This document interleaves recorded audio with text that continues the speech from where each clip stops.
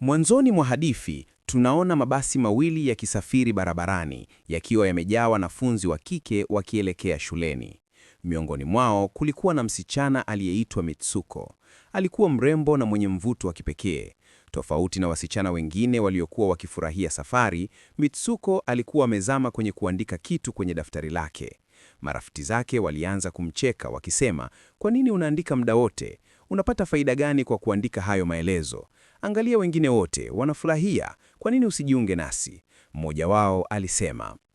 Mmoja wa wasichana alimnyang'anya Mitsuko daftari lake ghafla, jambo lililomsababishia maumivu na kumfanya aanguke chini. Mitsuko alipoinama kuokota kalamu yake, tukio la kutisha lilitokea ghafla.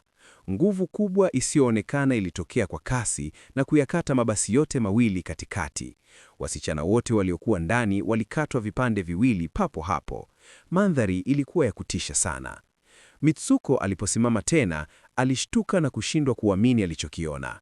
Sababu pekee iliyomfanya aokoke ni kwa sababu alikuwa ameinama kuokota kalamu yake.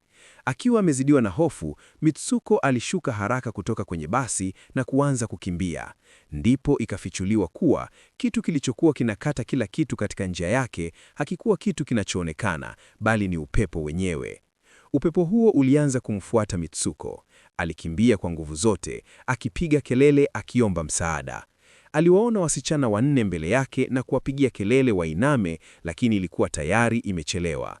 Upepo uliwafikia na kuwakatakata vipande viwili. Hata hivyo, Mitsuko aliweza kumwokoa msichana mmoja. Baadaye waliona wasichana wengine wakipanda baiskeli. Walijaribu kuwaonya, lakini upepo haukuwa na huruma, uliwakata hata wale waliokuwa kwenye baiskeli. Cha kusikitisha zaidi, hata yule msichana ambaye Mitsuko alikuwa amemwokoa, naye aliuawa vivyo hivyo. Akiwa amezidiwa na hofu, Mitsuko alianza kukimbia bila mwelekeo. Alipofika kwenye mto, alishtuka kuona mto umejaa miili mingi ya watu waliokufa. Ilikuwa wazi kuwa upepo huo usioonekana ulikuwa tayari umewaua. Akiwa bado ametikisika, Mitsuko alichukua nguo kutoka kwa mmoja wa maiti na kubadilisha alivao. Aliendelea kutembea hadi akafika shuleni fulani. Shule hiyo ilikuwa imejaa wanafunzi wa kike kana kwamba hakuna chochote kilichotokea. Mitsuko alipokuwa akijaribu kuelewa hali, msichana mmoja alimkaribia na kumsalimia. Ilikuwa ni rafiki yake wa karibu, Aki. Mitsuko akiwa bado amechanganyikiwa, alimuuliza, "Je, wewe kweli ni rafiki yangu Aki?"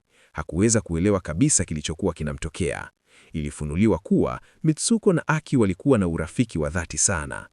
Ghafla upepo mkali ulipuliza, jambo lililomtisha Mitsuko. Alikimbilia ndani ya jengo kutafuta hifadhi, akimwacha Aki akiwa amechanganyikiwa.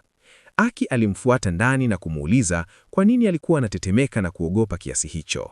Hatimaye Mitsuko alimweleza yote yaliyomtokea, jinsi upepo ulivyowaua wanafunzi wote wa shule yao kwa kuwakata vipande viwili.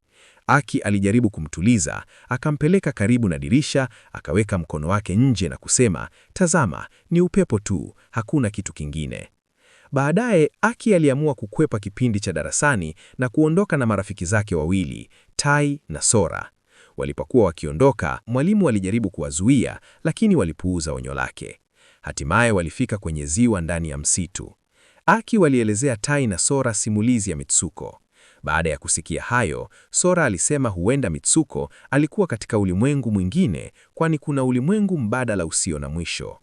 Kueleza hilo, Sora alichukua jiwe na kulitupa ndani ya ziwa, akisema, "Katika ulimwengu huu nimetupa jiwe, lakini katika ulimwengu mwingine huenda sikufanya."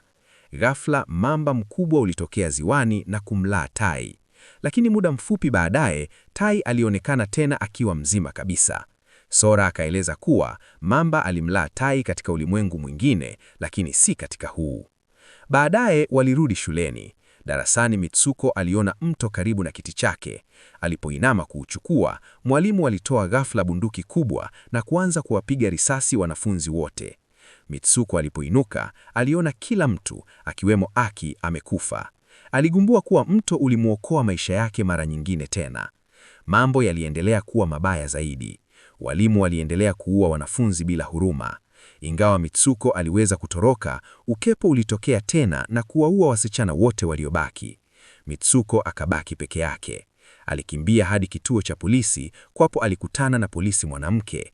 lakini polisi huyo alimcheka na kumuita Keiko, jambo lililomchanganya Mitsuko. Alipoangalia kwenye kioo, aligundua kuwa sura yake imebadilika kabisa.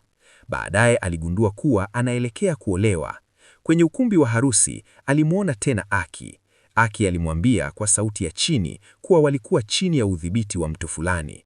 Wakati wa sherehe, Mitsuko aliona kuwa bwana harusi hakuwa mtu wa kawaida, bali ni jeneza lenye mtu aliyevaa barakoa ya nguruwe.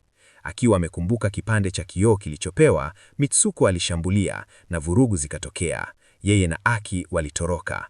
Hatimaye Mitsuko alibadilika tena na kuwa mkimbiaji wa marathon aitwaye Izumi. Aligundua kuwa anafanya katika mchezo. Baadaye alifika kwenye pango kwapo Aki alimweleza ukweli wote, kuwa walikuwa ndani ya ulimwengu mtandaoni, na Mitsuko ndiye mhusika mkuu. Ili kuokoa kila kitu, alilazimika kufanya uamuzi mgumu. Kwa maumivu makubwa, Mitsuko alivuta waya kutoka kwa mkono wa Aki na Aki akatoweka. Mitsuko aliingia kwenye ulimwengu wa wanaume tu. Aligundua kuwa maisha yao yalikuwa kitumika kama wahusika wa mchezo wa 3D.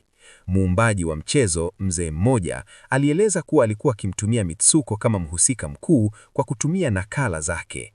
Hatua ya mwisho ya mchezo ilikuwa ya kukatili sana. Hatimaye Mitsuko alikumbuka maneno ya Sora, kama unataka kubadilisha hatima yako, fanya jambo lisilowezekana. Badala ya kufuata mchezo, Mitsuko aliamua kuuvunja. Alimuua muumbaji wa mchezo kwa kujitolea maisha yake mwenyewe, kitendo ambacho hakikuwa sehemu ya mchezo. Kwa kufanya hivyo, hatima ya Mitsuko ilibadilika. Tunamuona akirudia mwanzo wa matukio yote, basi, harusi na marathon, lakini safari hii kila kitu kinaisha kabla hakijaanza. Mwisho wa filamu, Mitsuko anaamka kwenye eneo la barifu akitambua kuwa yote yamekwisha na sasa yuko katika ulimwengu halisi.